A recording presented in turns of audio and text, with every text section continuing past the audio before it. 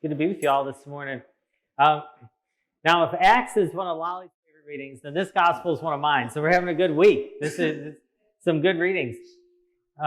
What I love about it is there's so much going on between the lines and the conversation that Jesus and Peter had. So here's what I want to do. First, I'm not going to talk about the first half of the reading because it's a long reading. And we did that in formation time, and we had some really good discussion around it. I enjoyed that.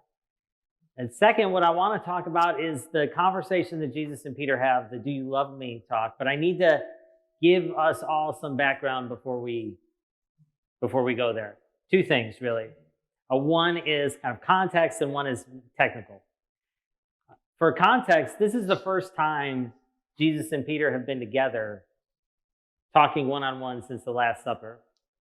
And if you don't remember what that conversation was like, Jesus told Peter he was going to deny him 3 times, and Peter said, "No way, not me. Other people might, not me." And he said, "No, Peter, you are. Trust me." And Peter said, No, you're wrong. Even if everyone else," and he's in a room with the other disciples, "even if everyone else denies you tonight, I would never deny you. Never." Well, you know how that ended up. Peter denied him 3 times, just like Jesus said. And at the third time he denied Jesus, Jesus was being transferred kind of from one place to another, and they saw each other. And it says Peter just kind of fell apart and wept bitterly. And the resurrection kind of had healed some of those wounds, right? Jesus was alive again, and they were happy, but Jesus and Peter had never really had the chance to have a one-on-one conversation since that time. And so we are 8 days after Easter in Bible time when this event happens. The second thing, this is a technical thing. There are times when translations just don't do justice from one language to another, right? Those of you that are bilingual, you understand there are words in Spanish that English just can't capture. There's words in English sometimes that don't capture well in Spanish, right? Concepts. I grew up in an Italian family, same idea there. There's Italian words and ideas that just sometimes English can't quite do justice to. And so the idea of love in the scriptures that New Testament was written in Greek, the idea of love in Greek is a lot different. They have different words for it than English. English just has one word for love, right? The Greeks have 4. I want to talk specifically about 2 of those 4 today because they're being used in this story. Right? The first one is philos. And philos is a love, like a brotherly love. Like you might think about people who are in a fraternity or sorority together, people who serve in the military together, people who play, if you played college sports or high school sports, right? The people you played with, you kind of had this bond that you carried through life. It's a brotherhood, a sisterhood, philos, right? It's where we get the word Philadelphia from, right? The city of brotherly love. Even though their sports fans are the meanest in the whole country, right? The city of brotherly love. Well, it's a sermon for another time, right? So philos is a love of brothers. It's a love of like, you're my brother. You're my sister. Agape is a different kind of love, and many of you, I know, have heard that word before. Agape is a love of something that you would give yourself for it.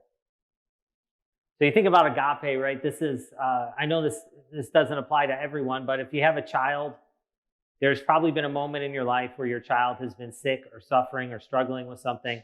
And there's a moment where you would say something to this effect: "God, I would give anything if I could take their place so that they wouldn't suffer."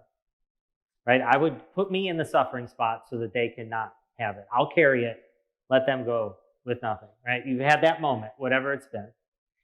And that's agape, right? I would give my life for this person or this thing that I love. And sometimes it's more than a person, right? Soldiers who lay down their life for their country are displaying an agape for our country.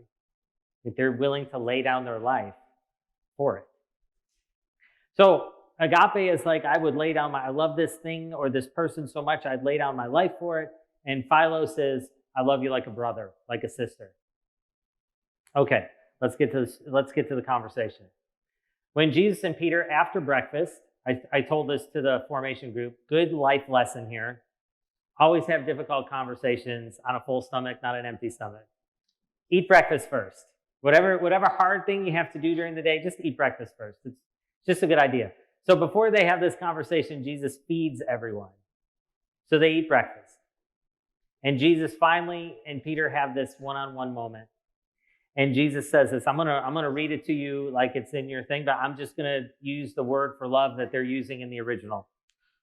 And Jesus says to Peter, Simon, son of John, do you love me with a love that you'd sacrifice yourself for me? And Peter says to him, yes, Lord, you know I love you like one of my brothers. And Jesus says, feed my lamb. So Jesus says, Simon, do you agape me? And Peter says, I philos you, Lord. I love you like a brother. And then the second time, Jesus says, Simon, son of John, do you love me with a love that you would lay down your life for me? And Peter responds, yes, Lord, you know that I love you like a brother. And Jesus says, tend my sheep. And then the third time, Jesus says, Simon, do you love me like a brother? And it says Peter felt hurt because he said to him the third time, do you love me like a brother? And he said to him, Lord, you know everything. You know that I love you like a brother. And Jesus said to him, feed my sheep. And then he ends with this weird, encouraging passage about how Peter's going to die. We're going to get to that in 2 seconds. But what's going on in that conversation, the night of the Last Supper, Peter comes and he's full of confidence, and we would maybe say arrogance, to the point of putting down the other disciples. Like, I believe more than them. I love more than them. I'm more courageous than them. I'm bolder than them. If they could all deny you, I never would. And he fails. He says he has agape, but he doesn't. He doesn't. Because sometimes this happens to all of us. When things are going well and Jesus is with us, like Peter spent a lot of time with Jesus, and Jesus was healing people, and Jesus was teaching people, and Jesus was doing God's work, sometimes we forget who's doing the work and who needs the help. So sometimes it's easy to think when things are going well in our life, right? Look at all I've done. Look at all I've made. Look at all I've accomplished. And we forget that Jesus is there with us. Peter had forgot who was the strong one, who was the weak one. So now Jesus and Peter are having this conversation, and Jesus is asking him, hey, Peter, remember, do you love me more than these with an agape, with a sacrificing type of love? And Peter can't say yes. How can Peter say yes? How can Peter say yes when 8 days ago, 10 days ago, he completely fell apart? He was terrified. He denied ever knowing Jesus. He swore oaths. He swore to God that he never met the man. How can Peter say yes? He can't. But he says, Lord, you know I love you like a brother. Like, this much is true. You know I love you like a brother. But he's humble now because he knows what he's not. He knows he's weak. So Jesus asks him 3 times. And then the third time he says, are you sure you love me like a brother? Peter says, Lord, you know my heart. You know that's true. And he tells him every time, feed my sheep, tend my lambs.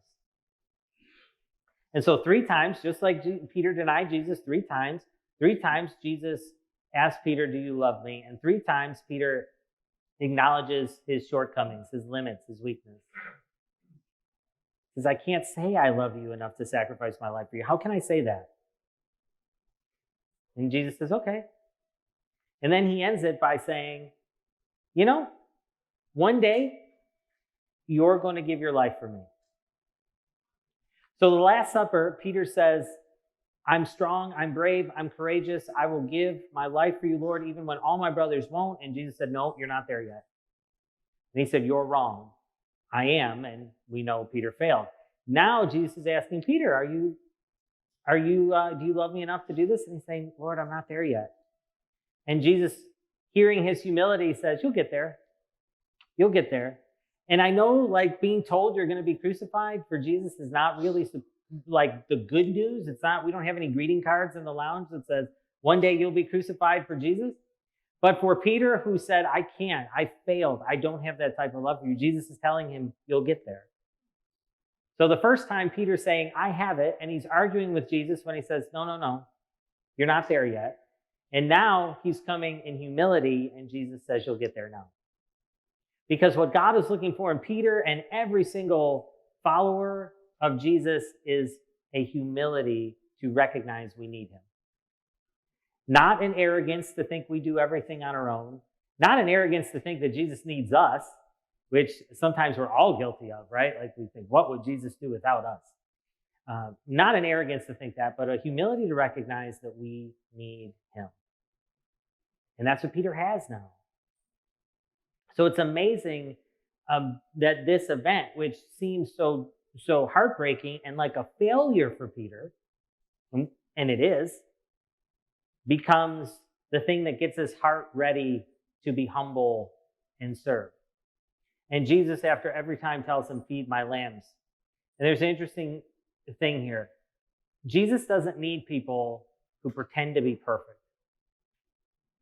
Right? Jesus needs people who know they're broken, because all of us are broken in some way, shape, or form. And the way that we share the good news with one another is from our brokenness to someone else's brokenness, right? Peter pretending he's stronger and more courageous than he is doesn't help anything. Peter acknowledging his weakness, now he's able to minister because he can have compassion. His vulnerability creates a connection. And so Jesus is looking for people who are humble in spirit. And sometimes to get us to that place, we experience failures of life. Peter did. Peter had a tremendous failure.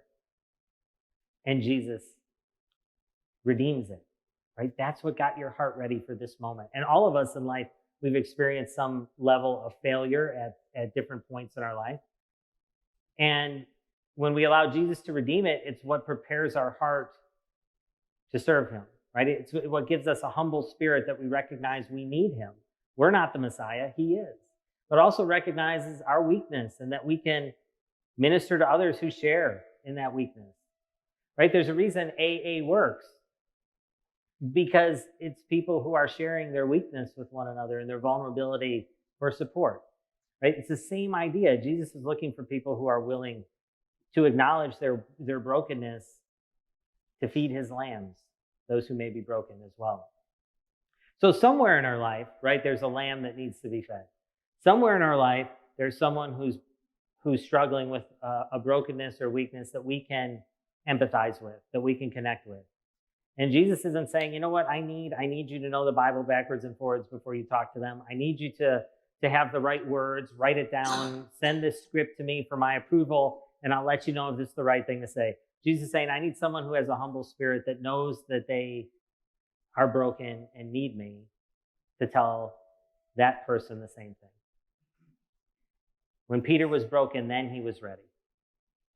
So don't carry around your failures as if God is working against you. Sometimes in our failures, God is preparing our heart for everything we're called to be. And keep your eyes open for the lambs in your life that might be around you that need to be fed or tended. Somebody whose brokenness might connect with yours. I mean, there's a lot of need in the world. We know that, and we don't connect with all of it. We can't empathize with all of it because we haven't lived through what everyone's lived through. But there are people sometimes that go through something and we're like, I've been through that. I understand. And Jesus says the same thing to us. Feed my lambs. Right? Tell them they need me too. Right? Show them some love and compassion. Don't pretend you're perfect. But be vulnerable. Feed my lambs. So Peter was ready when he knew he was broken. The failures in our life can do the same. And keep your eyes open for the lambs around you this week that might need to be fed. God doesn't need you to be perfect. He just needs you to be humble and know that we all need him. In the name of God, Father, Son, and Holy Spirit. Amen.